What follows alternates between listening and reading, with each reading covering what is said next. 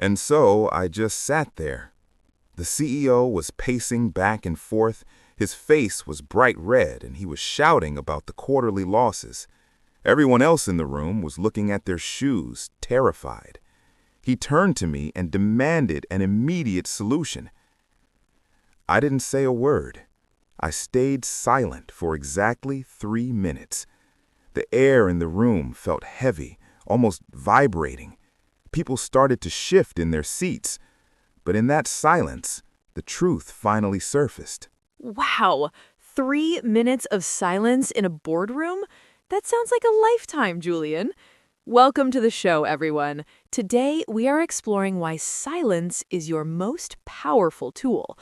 I'm Luna, and we are diving straight into the psychology of the unspoken. Julian, that story is incredible. Most people are terrified of silence. We feel like we have to fill the space with ums and ahs or nervous chatter. Why did you choose to stay quiet when the pressure was so high? Because, Luna, when we speak too fast, we are usually just reacting to fear. Silence isn't an absence of communication. It is a very active form of presence. In that boardroom, my silence forced the CEO to stop shouting and actually think about what he was saying. It shifted the power from his anger to my composure. I love that. Shifted the power. Today, we're going to learn how you can use this quiet power to win negotiations, improve your relationships, and even boost your English confidence. Let's get into it. Julian, that boardroom story is intense, but for most of us, silence feels, well, it feels awkward. You know that feeling when you're on a first date or in a job interview and the conversation just stops? We feel this huge pressure to say anything just to fill the gap. We start talking about the weather or what we had for breakfast because we're afraid of the quiet. That is exactly right, Luna. We often call that the fear of the void. In many cultures, we are trained to believe that silence means we are boring or that we don't have the answer. But if you can wait just 3 to 5 seconds before you respond to a question, something magical happens. The other person starts to respect your space. 3 seconds feels like an eternity when you're nervous. But I see your point. It gives you time to breathe. Let's do our first vocabulary checkpoint here for our listeners who are working on their B1 English. We've used some great words so far. First, we have awkward. This means feeling uncomfortable or embarrassed, like when you trip in front of your crush. Then we have meaningful. This means something that has a lot of purpose or value. And finally, the word pause, a short break in speech or action. Those are perfect words, Luna. For English learners, a meaningful pause is actually a superpower.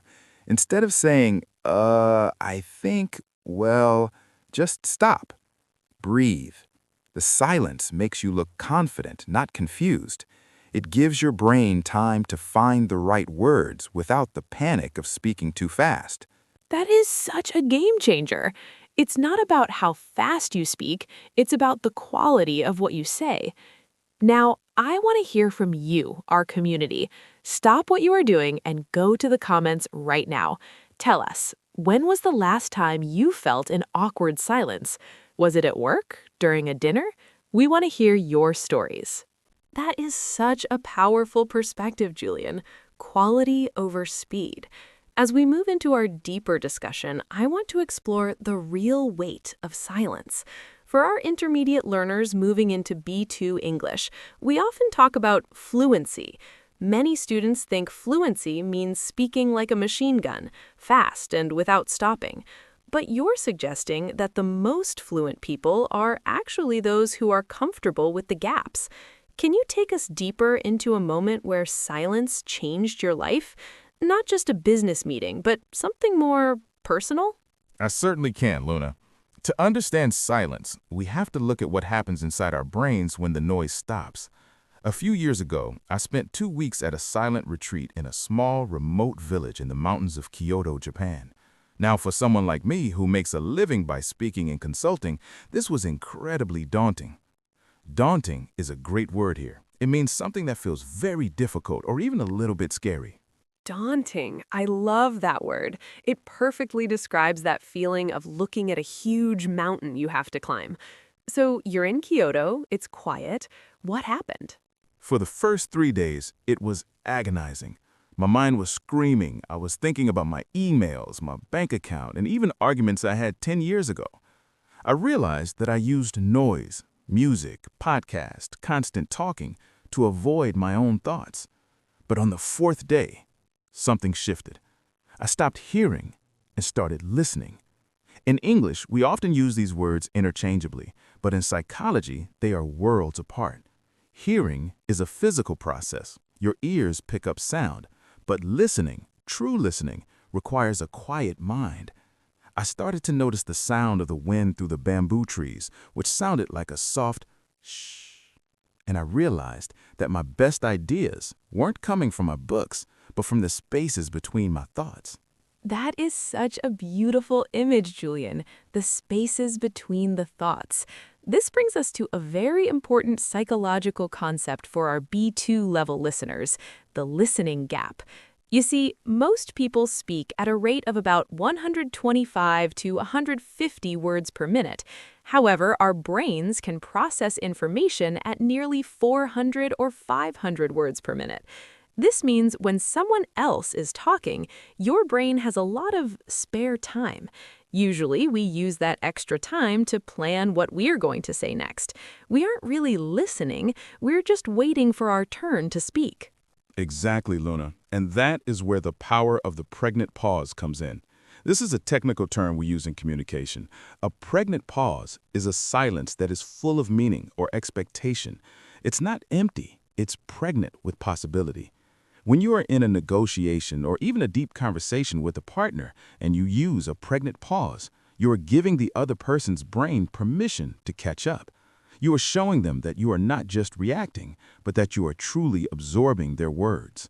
I've noticed that when I'm nervous speaking English, I try to fill every second.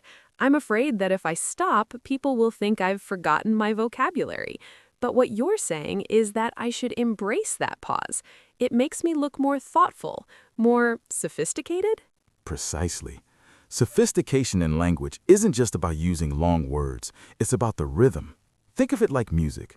Music is only music because of the silence between the notes. If every note was played at once, it would just be noise. In psychology, we call this emotional regulation. By choosing silence, you're regulating your nervous system. You are telling your brain, I am safe. I am in control. I don't need to rush. This is especially useful in high-stakes environments like a job interview or a presentation.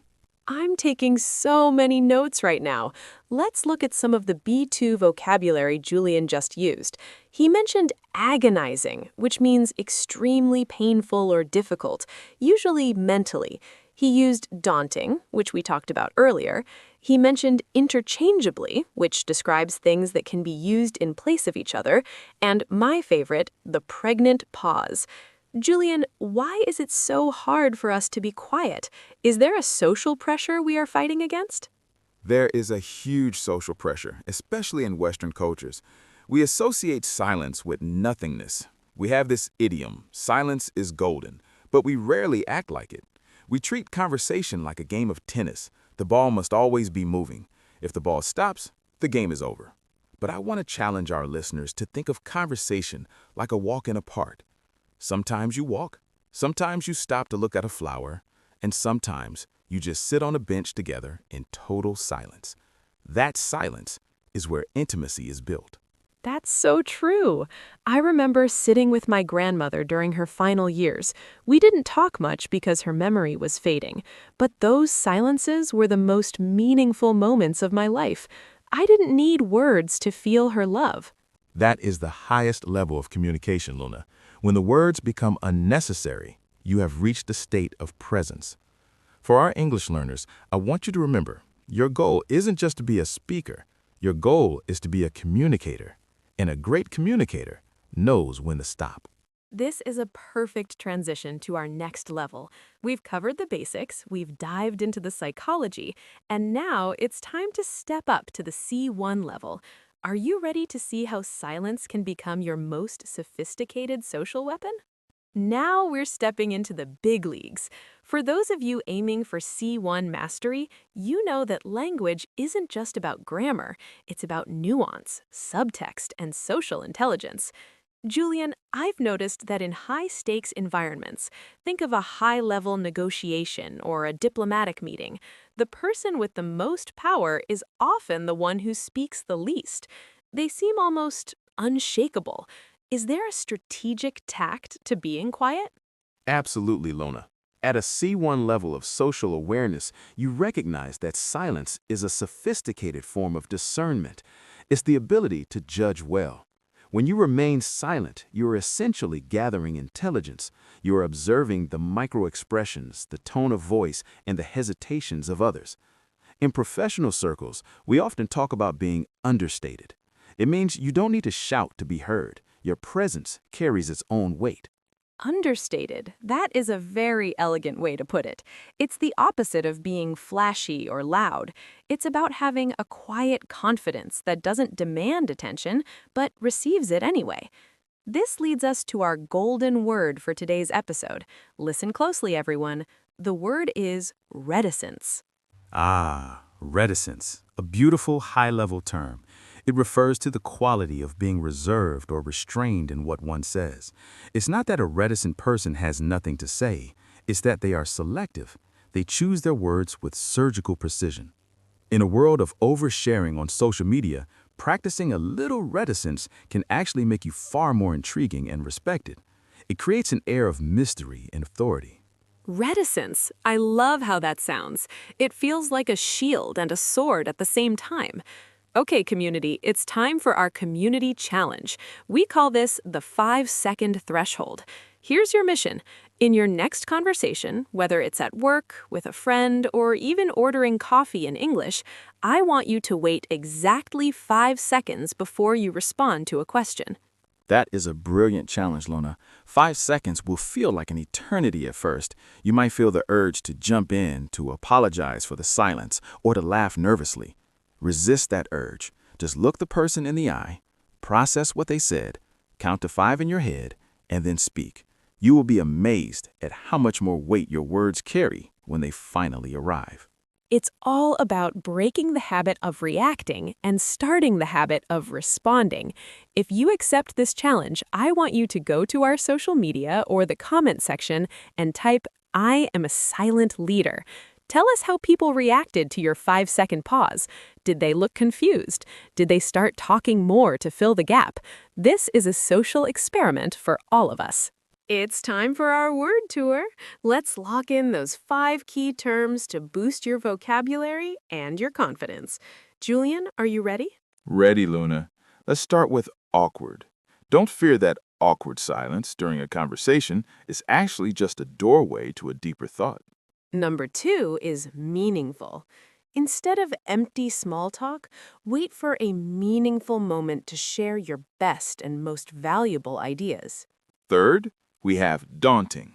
Speaking a second language can feel daunting, but using the power of the pause makes the task much easier to handle. Fourth is the pregnant pause, that heavy, silent moment full of expectation that makes everyone lean in closer to hear what you say next. And finally, our golden word, reticence. Practice being reticent, selective, and quiet to build your social authority and a little bit of mystery. There you have it. 5 powerful words to help you master the art of the unspoken. Julian, thank you so much for joining us today. This has been such an eye-opening conversation. I've learned that silence isn't just about being quiet, it's about being present, intentional, and truly powerful. It was truly my pleasure, Luna. To everyone listening, remember, your words are like gold. Don't spend them all at once. Sometimes the most profound thing you can say is nothing at all. Let the silence do the heavy lifting for you. Let the silence do the heavy lifting. I love that. To our amazing community, go out there, embrace the 5-second pause, and show the world your quiet strength.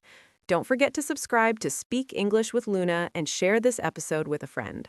Stay bold, stay quiet, and keep growing. See you next time. Bye.